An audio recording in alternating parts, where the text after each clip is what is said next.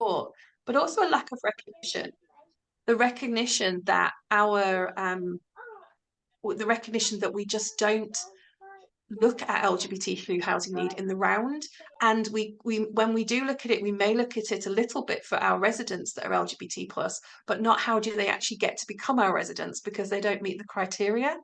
So if you could do anything today to help, it would be great to share the survey with anybody that's LGBT plus so we can get the data, which we can then use to lobby decision makers to say, look, this is the actual housing need.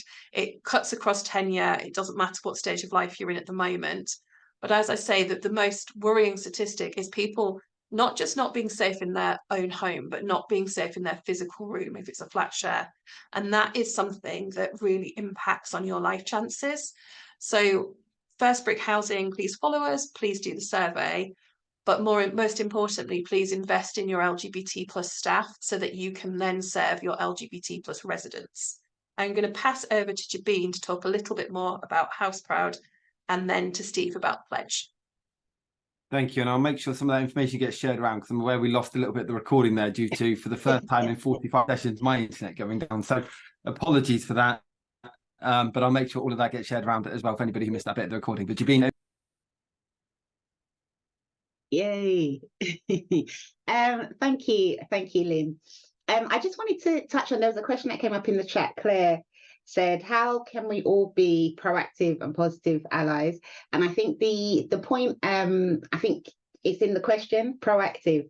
One of the things that I think is the most important within an organization to, or just in general to be an ally, is to be proactively an ally. So there's one thing to be like, oh yeah, I don't mind gay people, do your thing, versus this is an organization that welcomes and supports. There's also a level of education that's required for everybody, for all things.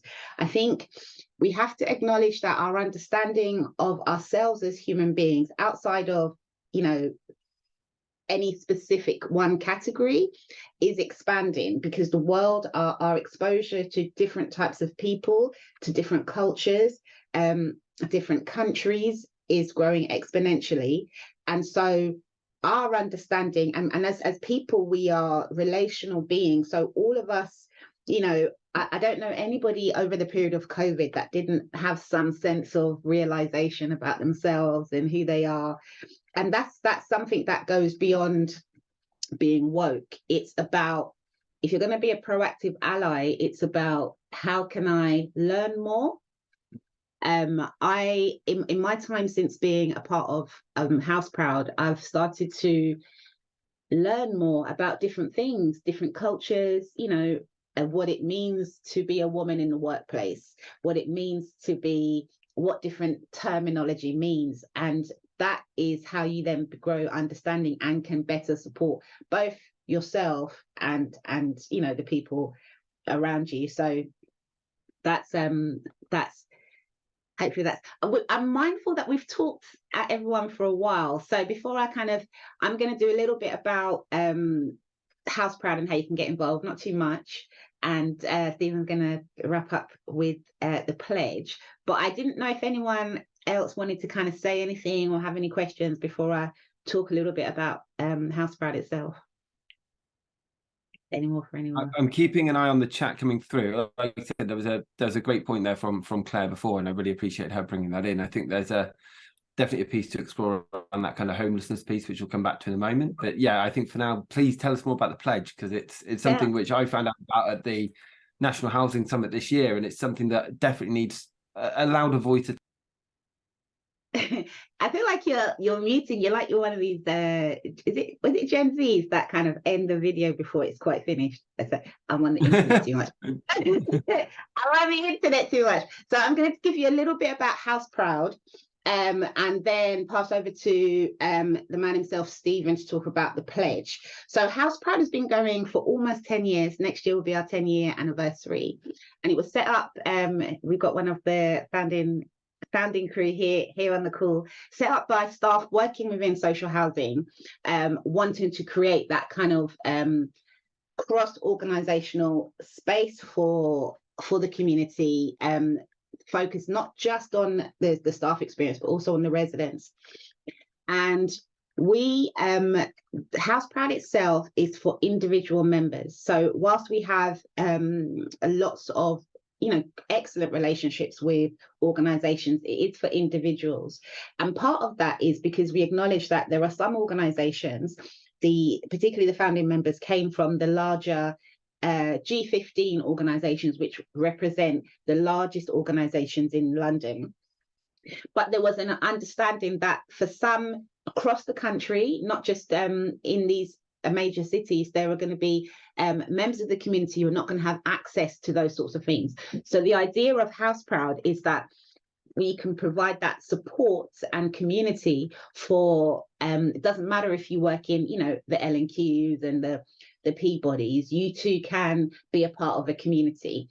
So that's House Proud. We have a core base down in London. So this is where it started out, in London and the southeast of England. And we also have a very active crew up in the northwest of England, in Greater Manchester, who are doing very, very great things.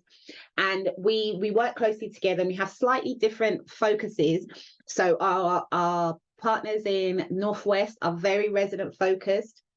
They have a resident arm called Rainbow Roofs, and those residents support kind of decision making, and they can bring like policies to them, and that's a really great conduit for resident engagement.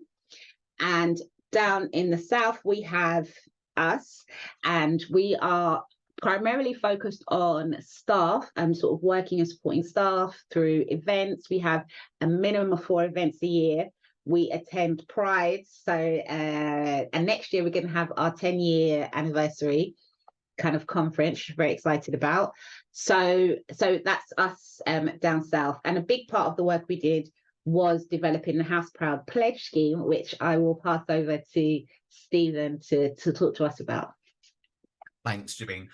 Such an interesting conversation for me today, and I want to get involved in all of these conversations about organizations in their journey towards becoming LGBTQ plus inclusive.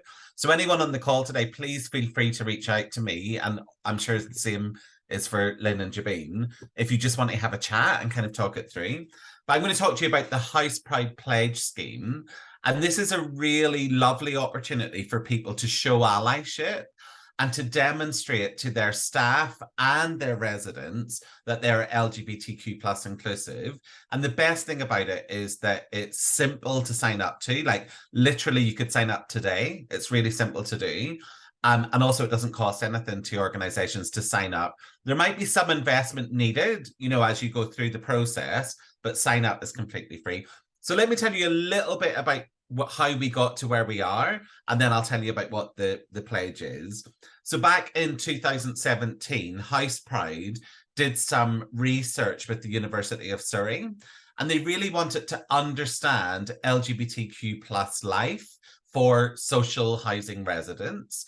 And Lynn, I'm really delighted to see that you've got 500 people respond to your survey already. That's big, like that's a big cohort of people responding.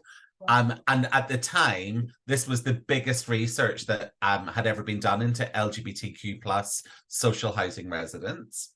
So let me give you, again, I'm like full of stats today, but let me give you a few little stats about what we find. We find that about 1/3 of LGBTQ plus people said that they didn't think their community was safe. So their neighborhood did not feel safe to them. When we looked at trans people only, so again, thinking about the experience of trans and non-binary people, that increased to 60%. It doubled, So trans people really have this experience of not feeling safe. 2/3 of LGBTQ plus people did not tell their neighbors that they were LGBTQ plus. They didn't feel able to do that. They didn't feel safe to do it. And 1/4, now this is hard to hear as a social housing provider, but 1/4 of LGBTQ plus people didn't feel comfortable when their landlord came round to visit their house. They didn't feel comfortable when representatives from social landlords came to their home. And that's what Jabin was talking about earlier. Like, people take photographs of their partners and their wedding down off the wall. You know, like here, I don't know if you can see, but I've got like pride flags and stuff. They take the pride flags down when their landlords come round, and that's just not acceptable, you know, for that to happen. 72% of the people that filled out this survey said that they thought a certificate or a scheme for housing providers to demonstrate that they're LGBTQ plus inclusive would be a really good idea. And so that's what we've done. We've created that scheme so that you as social housing providers can demonstrate to your staff and your residents that you're LGBTQ plus inclusive. And as I say, it's really simple. In order to sign up to the pledge, you need to get your chief exec on board. So you have to talk to your chief executive and they have to sign up to the pledge. And it's super simple. They literally sign over DocuSign and say, we pledge to be LGBTQ plus inclusive. Then there are 3 requirements that you need to do in order to demonstrate that you're serious about this pledge and not just kind of thinking, oh, great, it's free and it's easy to do. We'll just sign up today. No, you have to actually do these requirements.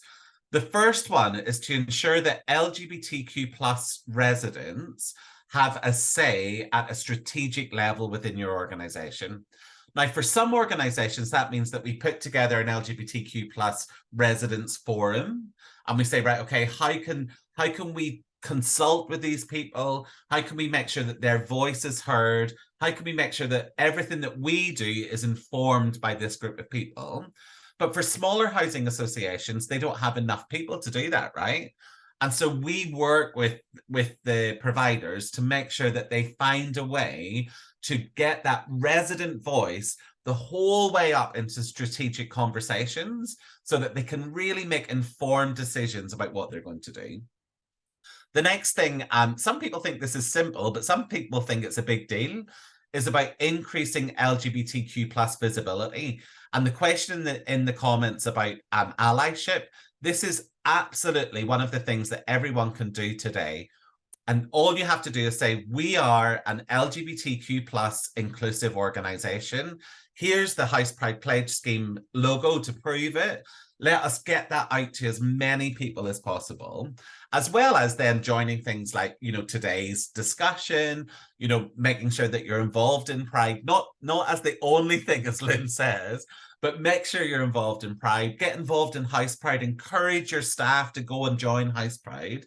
But what really, do you do, Stephen, just on that, when, and you'll have seen this, and I'm sure Jabin and Lynn will have done the same, where you have a director, a chief exec, a member of an executive team who's really behind this. yeah.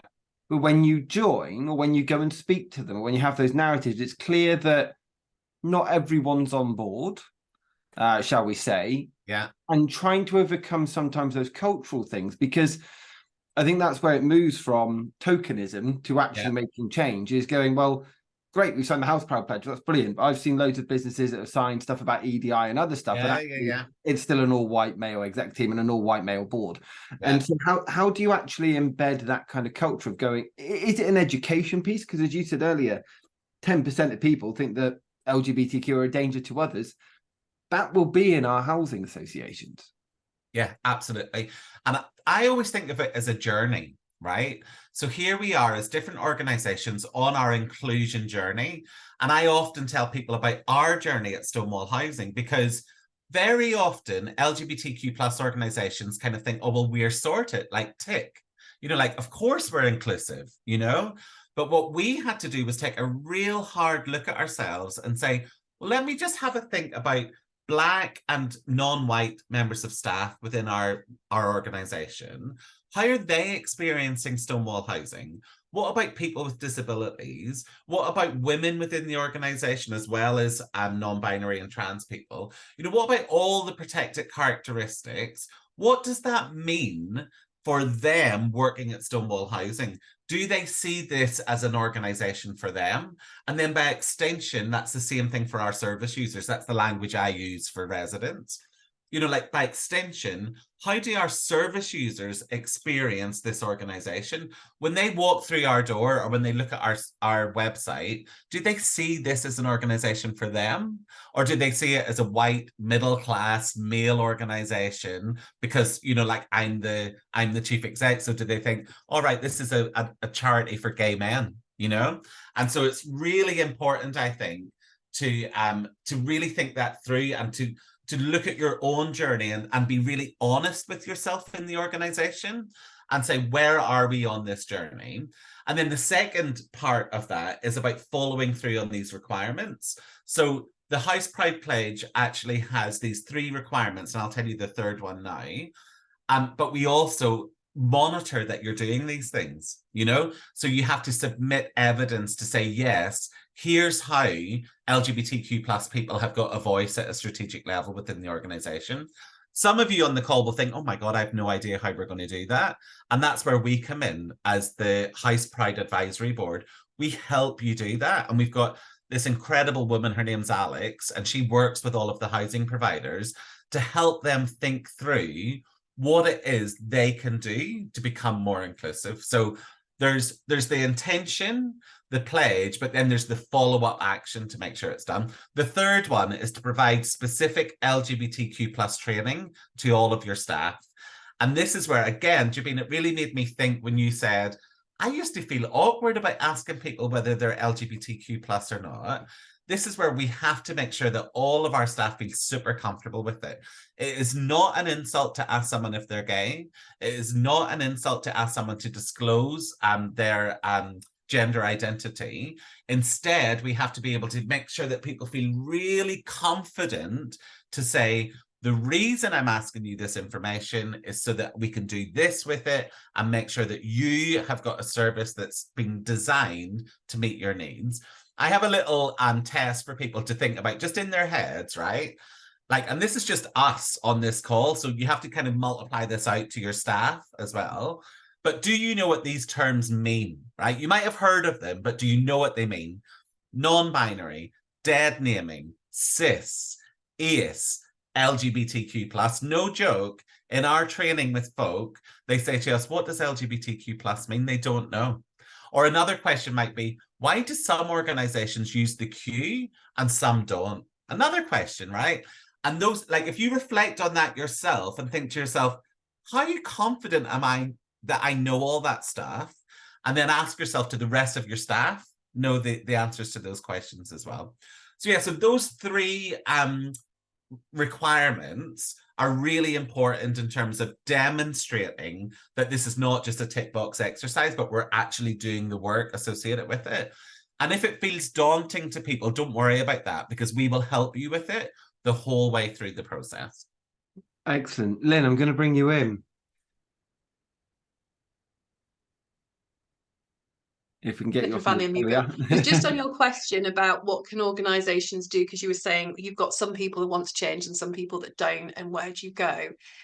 It's really about the approach that it needs to start at board level, because your board have a real responsibility for ED&I, and they may not think they do, but they do. It's all backed up by National Housing Federation Code. It's all backed up with multiple things. So it starts with your board, then starts with having EDI strategy for your whole company.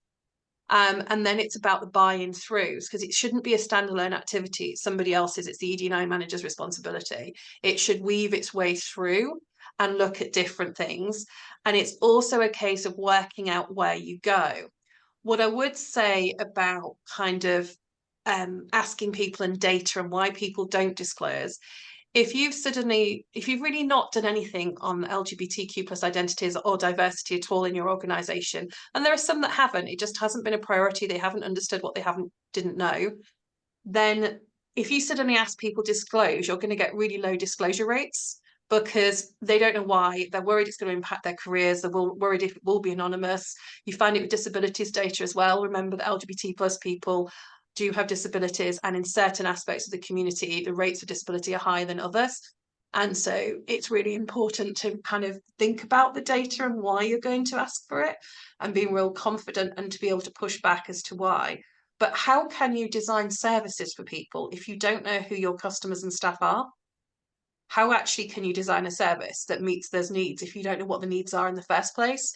So I think it's about training it round to that perspective, and also about, and then you will find the blockers within your organization. It's how you manage it, but you all have to start somewhere. And if you haven't done very much on it as an organization, you need to do it step by step and realize it's a journey, and realize it's not a tomorrow it's going to all be fine, because it's an ever evolving thing.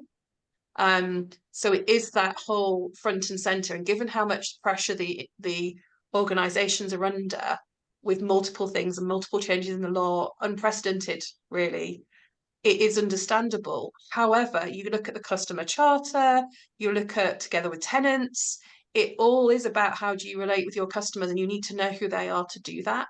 So I'd say that, I hope that answered what you were saying, Matt, but it's kind Yeah, of it really, really to does. look And I think it's that important as approach. well that I know both of you have mentioned there that, you know, just because someone is LGBTQ, you know, they see themselves as part of that community, doesn't mean that they are necessarily as well the most welcoming of every part of the community. You know, there is discrimination within the community itself. And Yes. I think there's just a lot here where we need to make sure if we are putting panels together, we have got our tenant groups, we have got our boards, you have got your execs, that there is that voice. Hazel, I'm going to bring you in. But I just think it's important that when we realize this, it's not just kind of like, oh, well, they're gay, so therefore they're brilliant and they'll know everything and they know everything about everything because they're a gay person. It's kind of like going to, you know, and I don't mean to bring race into it, but going to a black person and going, cool, well, tell me everything that goes on in black culture and I'll sort that out because you're a black person. Yes. And yet it happens. Hazel, I'm going to bring you in. Yeah, thanks, Matt. Well, thank you so much, everybody. I've been sat here very quietly in the background, absorbing a lot. And I always like to try and upskill myself at these sorts of things. And I work for Bromford. I'm head of homelessness and community investment. And we've done work with Steve, your team. We had Alex come along and do some part of our inclusion week that we did. We also have 6 kind of various inclusion groups that are headed up by our CEO and then by a chief officer. So we are quite forward thinking in this space. And actually we realised that the chief officer should no longer run those meetings. It should be run by the people that attend to make it more inclusive. So I'm part of the age and gender group, and I have sat many a time and had such a debate about the fact we still count sex, not gender. You know, it's got so many overlaps with your LGBTQ plus group as well. This is the intersectionality piece, which I'm really hoping to try and develop within the organisation, because we're trying our best here and we're very kind of siloed in our approach. But, you know, I'm taking away lots of things today, certainly to go and have a look at some of the links that you've posted. One of the challenges we have, because we do survey, we kind of survey to death a little bit sometimes, but it's really important we capture, we're such a massive organisation, there's 1,900 employees. So the best way we can capture colleagues' voices and things is to do surveys through Great Places to Work, through Thrive and EDI. But what we often find is people will prefer not to say or other. So we really struggle to get the true picture in our organisation about actually what is a representative, not just from, like age and gender or whatever, but from so many different cross sections. Anybody got any suggestions how you can survey to make sure that people feel, I mean, it's obviously a confidence piece, isn't it? Or, you know, they don't feel that they're able to speak up from whatever their position is. Or maybe it's because they are intersectionally challenged that they don't actually know which one to choose. I don't know. So how can we get this better? What's something I'd really like to understand more of. I'm mindful of time. Can I just jump in, Matt? Please do, Jabin. Yeah, thank you. Yeah. So Claire's put some great questions in the chat around, you know, how about, you know, is it lawful to, or not being sure if it's lawful to ask people what difference does it make fundamentally? I think is the point you're trying to make. And then Hazel's talking about, okay, but people don't want to disclose. And I think it's about recognizing you're not going to change that overnight, because it's about building a culture of inclusion. So there is an education piece for staff to know why they're asking in the first place. And that is super important. And there has to be a genuine understanding of why you're doing it. Because if you don't know why you're doing it really, just because people said, oh, that's the next thing that we need to do, then you're going to feel like you're asking people intrusive questions. But if there's an understanding that if you have a minority anything, that will have an impact on your life experience, your lived experience, and specifically for housing, your experience of being in our properties. If you understand that, then you're able to acknowledge why we need to be asking those questions and how we can make sure that that's not happening. We need to understand that it does make a difference for people. So therefore, we need to train our staff in different communities so that they can then interact with people appropriately. So I think you're not going to change things off the back of a survey. You're not going to get people who have had decades of discrimination and having to hide for fear of actual violence and death, because there's, you know, again, there's an overarching perception that everyone's happy with homosexuality. They're not. There are many people who are in fear of their lives and their well-being, at one level violence, but at another level just ostracization, and being excluded within their communities, which can be as devastating for people. So there are lots of reasons why people don't feel comfortable. And I think with the workplace, we don't, and this is a deep conviction, and I haven't had a chance to talk about it too much, but the whole intersectionality of it all. When I go to LGBT staff networks, there are usually, you know, generally the only Black in the village.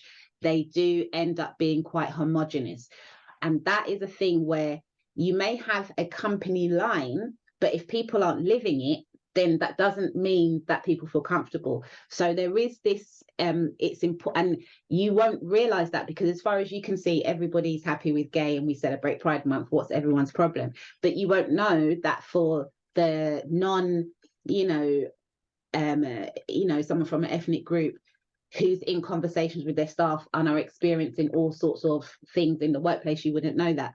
So 2 minutes. In short, it's a process of education and learning, starting with a firm commitment at the very top that is supported by your chief officers. I love what you're saying, Hazel, chief executive, chief officers, because there's got to be a clear, this is what we've committed to as an organization. The whole moral thing, whether you like it or not, that's not the point, because in the workplace, as a nation, we've made a commitment to treating people with equality. We've enshrined it in law. We've written it into our policies. So people's feelings in that respect are secondary to what we've committed to in writing in terms of our employment.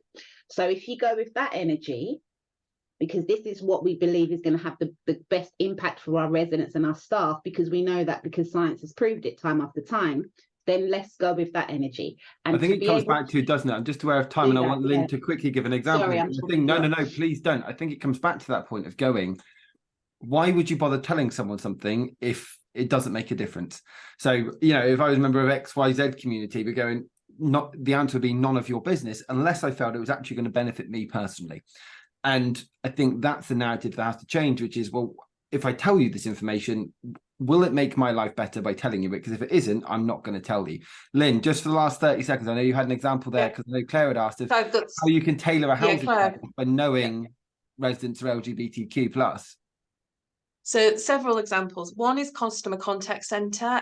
When we realised in one of our organisations that we had a large volume of LGBT+ residents, it was about the language we used, and we had some complaints around that, about how we spoke, how we asked questions, the assumption that the partner was male or female, never that comes to the same sex. That was one thing that was used, and it was then part of their, instead of being a bespoke training, it became part of their core training.